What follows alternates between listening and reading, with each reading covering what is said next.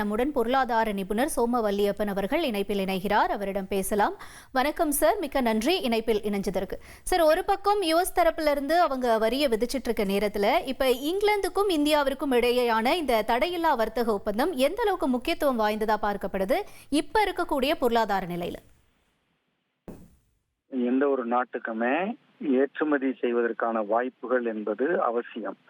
காரணம், எல்லா பொருட்களும் நம்ம நாட்டில் கிடைக்காது. நம்ம நாட்டில் கிடைக்காத பொருட்களை நாம் இறக்குமதி செய்து கொள்ள வேண்டும் என்றால் வேறு ஏதாவது பொருட்களை நாம் ஏற்றுமதி செய்ய வேண்டும். இல்லாவிட்டால் நாம் பணமாக கொடுக்க வேண்டும், டாலராக கொடுக்க வேண்டும். அது ஒரு அந்நிய செலவாணி, டாலர் கையிருப்பு என்ற குறைகளை ஏற்படுத்தும்.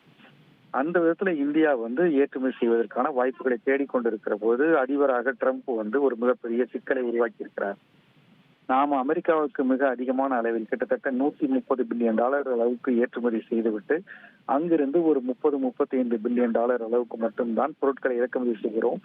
அதனால் உங்களுக்கு நாங்கள் வரி விதிப்போம் என்பது போல மற்ற உலக நாடுகளுக்கு சொன்னது போல நமக்கும் சொல்லி இருக்கிறார். அப்படிப்பட்ட ஒரு இக்கட்டான சூழ்நிலையில் இந்திய குழுவினர், நம்முடைய இண்டஸ்ட்ரி, எக்ஸ்போர்ட், வர்த்தகம் போன்ற குழுவினர் பல நாடுகளுக்கும் சென்று முயற்சிகள் செய்ததுல இந்த இங்கிலாந்தோடு நம்முடைய இந்த வர்த்தக ஒப்பந்தம் ஆகியிருப்பது ஒரு பலனளிக்கக்கூடிய ஒன்று.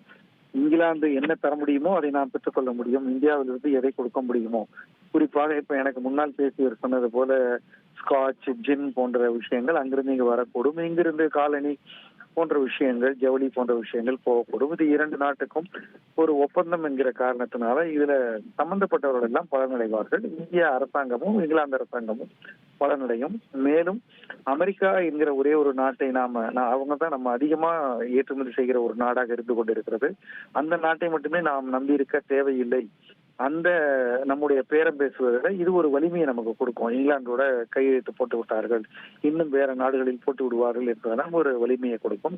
$30-35 பில்லியன் என்பது ஒட்டு மொத்தத்தில் கொஞ்சம் குறைவுதான் என்றாலும் இது ஒரு வலிமையான ஒரு நம்முடைய போக்கை வலிமைப்படுத்துகிற ஒன்றாக நான் இதை பார்க்கிறேன். நன்றி சார், இணைப்பில் இணைந்து உங்களுடைய கருத்துக்களை பகிர்ந்து கொண்டமைக்கு.